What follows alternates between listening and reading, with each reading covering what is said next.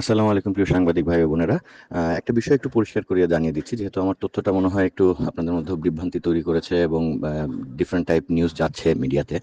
তো আভ্যন্তরীণ রুটের টাকা পয়সা ক্যারি করার ব্যাপারে কিন্তু কোনো বিধিনিষেধ নাই, যে সর্বোচ্চ সিলিং সেট করা নাই।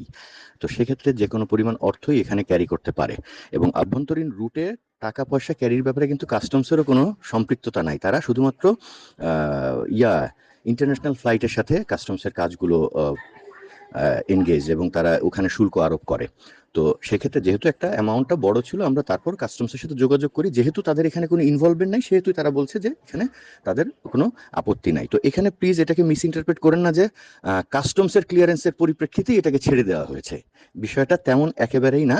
বিষয়টা হলো যেহেতু এই অর্থ একটা বেশি পরিমাণ অর্থ গিয়েছে, আমরা আইডেন্টিফাই করেছি, আমরা শুধু তাদের কাছ থেকে একটু ভেরিফাই করে নিয়েছি, এছাড়া কিছু না। কারণ এই পরিবহনে কোনো মানে বাধা দেওয়া ছিল না আগের থেকে, বা আমাদের কাছে কোনো ইনস্ট্রাকশন ছিল না যে তা এই অর্থ ক্যারি করা যাবে কি যাবে না।